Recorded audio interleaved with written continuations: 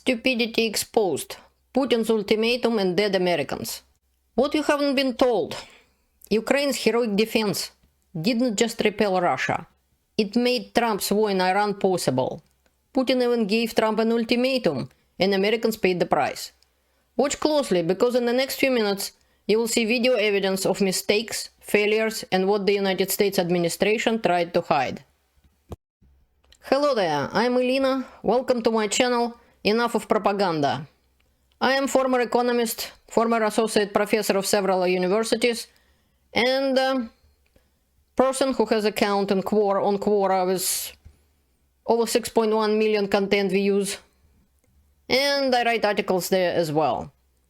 I conducted deep research on the war in Ukraine and so on. But in this video we will talk about stupidity. And this time for change, not Russian stupidity.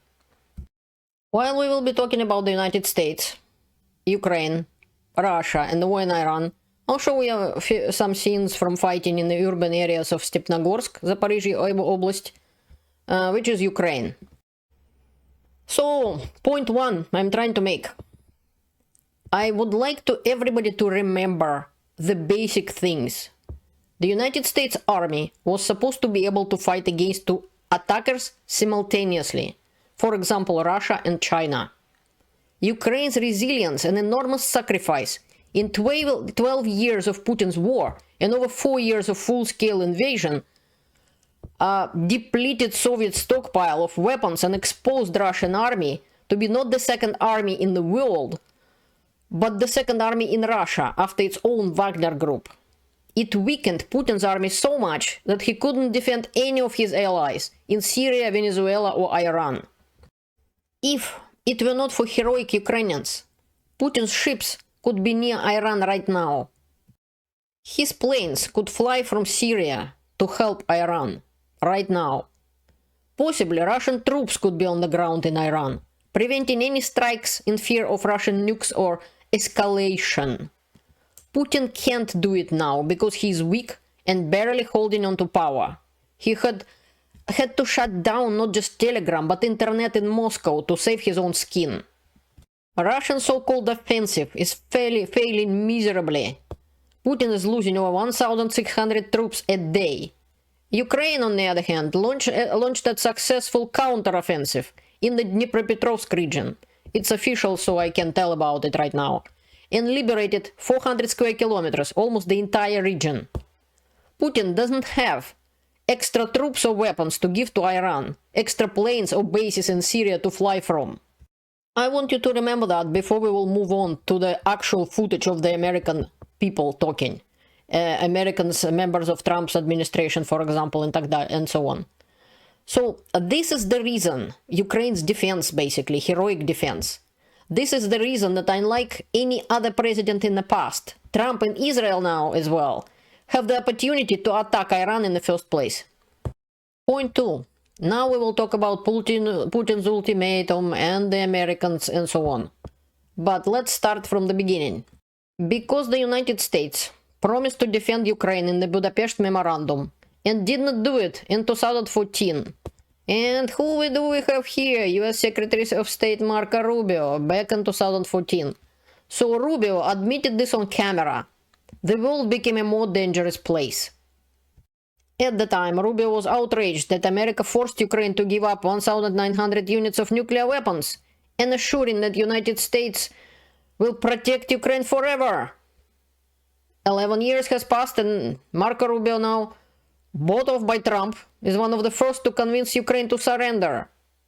In the USSR, that's called political prostitute. But we will see what he has to say.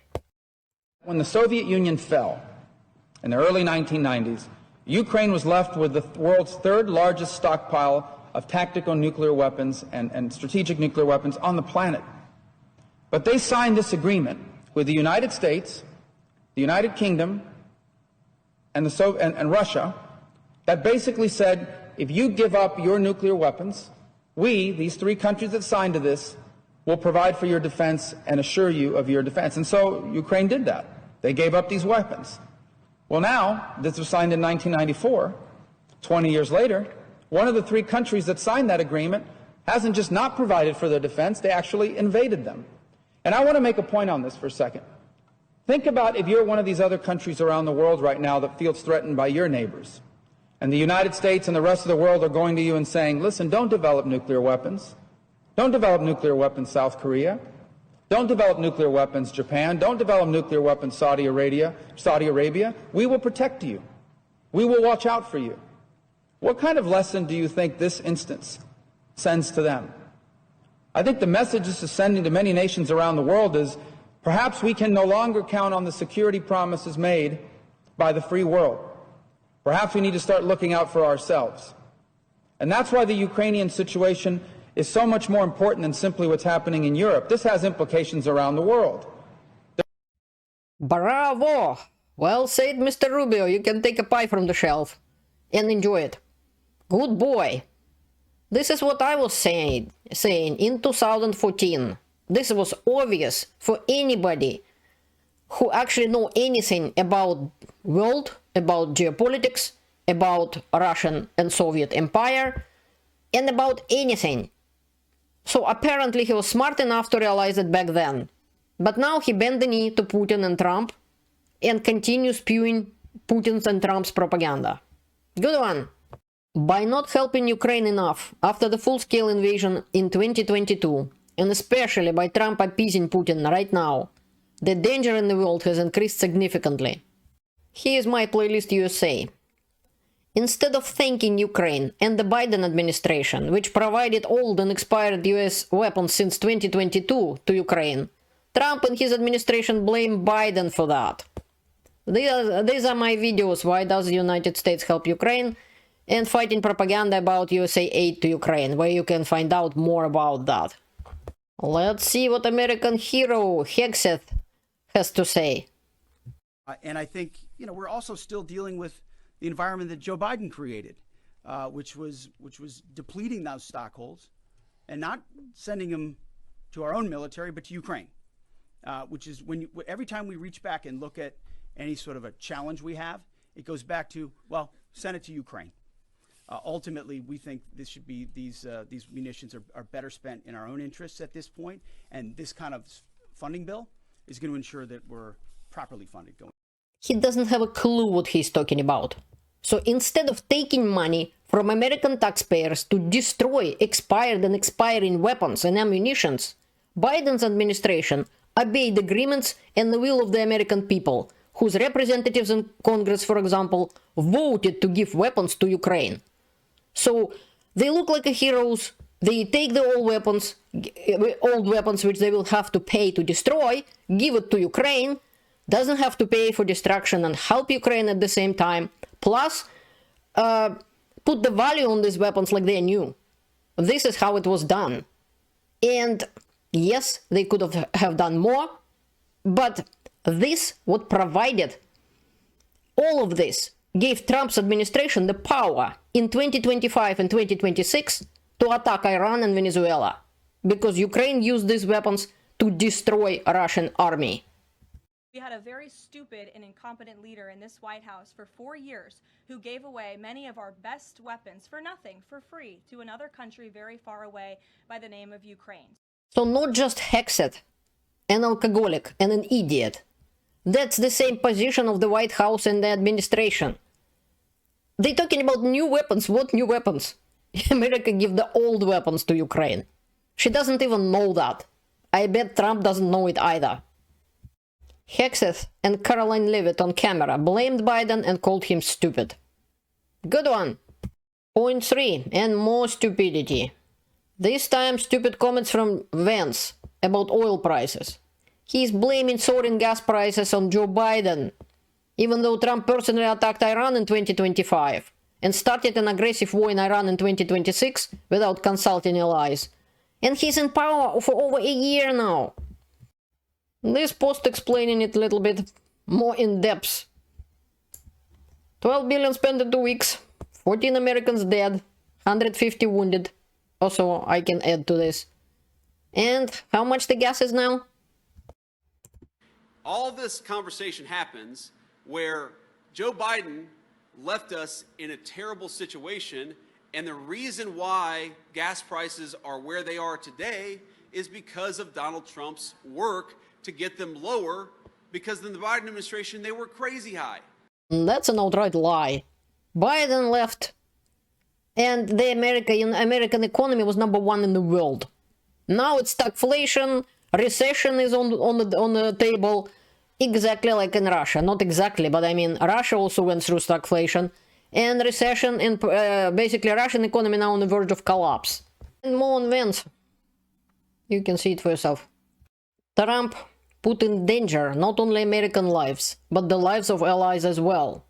And the problem with the Strait of Hormuz, which America actually allow Chinese ships with a cargo to China and from China go to Iran, and Iran is blocking it for everybody else. And it used to be like 65 ships a day could go through Hormuz. Now very few, at best 1 or 2 or something like that. So this is threatening the world economy. Another stupidity. Witkoff admits he and Jared Kushner are communicating with Russia through Putin's advisor Yuri Ushakov independently. Witkoff goes on saying Russians told them they are not sharing info with Iran. I can tell you that yesterday on the call with the president, the Russians said that they have not been sharing. That's what they said. So, you know, we can take them at their word, but they did say that. And this is just prime example of stupidity.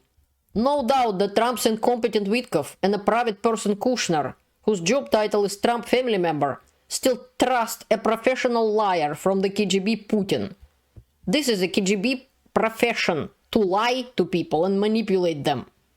This is why Putin handpicked Witkoff to come and pick up American hostages and become an envoy eventually, because he's that stupid, that gullible, or that corrupt. Roughly 10 days later, Putin personally disproved his own lie and admitted that Russia provides Iran with intelligence to kill American soldiers. Good one. And on top of it, Putin offers to stop sharing intel with Iran if US cuts off Ukraine. Luckily, the United States so far rejected Russian proposal. But this is the ultimatum which everybody was waiting for, because this is what Putin is about. This is what he was wanted from the very beginning. That everybody stop supporting Ukraine. So you're welcome to read the article yourself and see what you can find in it. It's important. Trump himself. You think Putin is helping him? I think he might be helping him a little bit, yeah, I guess. And he probably thinks we're helping Ukraine, right? And you are, right? Yeah, we're helping him also. And so he says that. And China would say the same thing, you know. It's like, hey, they do it and we do it, in all fairness. They do it and we do it. As a person who has lived in 2 dictatorships, like former USSR, like right now, Trump is talking exactly like Soviet propagandists who defending the USSR. He's defending Russia, who helped kill American soldiers. Right now. These are some of the Americans who died or get killed during the Trump's elected war. Look at them. This is why on my channel Enough of Propaganda I had several videos made, and I explained, which I didn't really have to, why I dislike Trump, why Trump is a threat, why he's bigger threat than Putin. This is the video if you're interested. Iran attacked US troops, and they didn't learn the lessons from the war in Ukraine. Some were killed in a drone attack.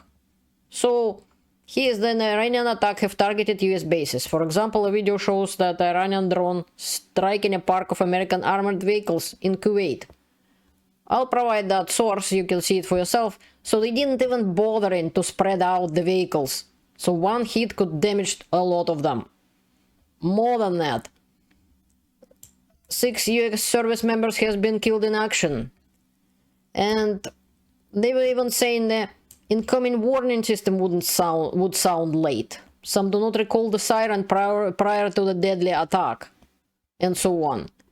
So it is important to investigate how they were killed. Guess who predicted all of this? Zelensky. During the war, everybody has problems. Even you, but you have nice ocean and don't feel now. But you will feel it in the future. God bless. You don't know that. God bless. You don't God know that. bless. You will not have a war. Don't tell us what we're going to feel. This was one of the most embarrassing pages in American history book, when Trump and Vance and their cronies tried to politically assassinate Zelensky in Oval Office, attacked him and embarrassed him, and followed basically Putin's propaganda, repeated it to him word for word.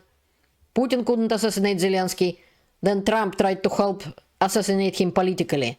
So anyways, Zelensky predicted this in 2025 and offered help, but Donald Trump refused, while his representatives begged Vladimir Putin for help and discussed business deals with him. Trump to NBC, the last person we need help from is Zelensky. Oh really? That is the country, Ukraine, who has the most advanced army, who knows how to use drones, who actually was in real combat. Yeah, we don't need the help. By the way, Ukraine is helping in the Middle East anyway, with over 200 Ukrainian drone warfare experts already in the area and more to come. Meanwhile, Trump personally defended Putin, like I showed you, like a Soviet propagandist from the time I lived in the USSR. Bravo! This is March 14th, 2026. While Putin helps Iran kill US forces, meanwhile, Trump's vice president talks about getting back to business with Russia.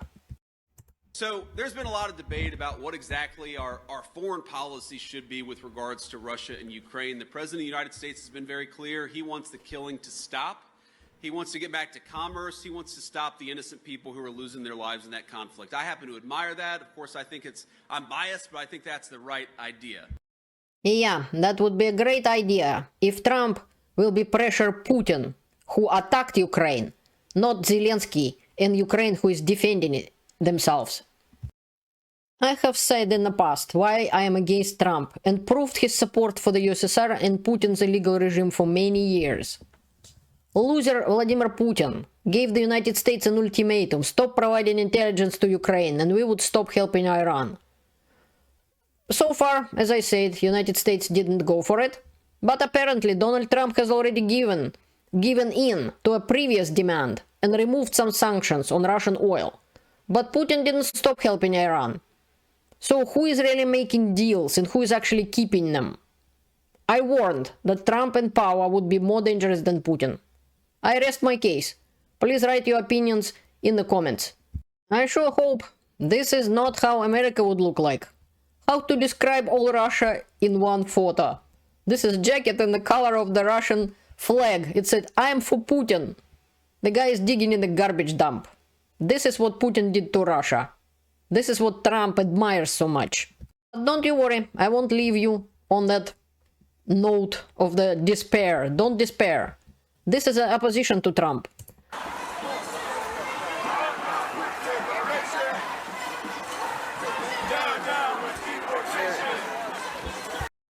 Hundreds of thousands of Americans in Minnesota marched through downtown of Minneapolis in the past. It's January. And so on. So Americans are not Russians. I hope they will not tolerate their country sliding into fascist dictatorship like Russia did.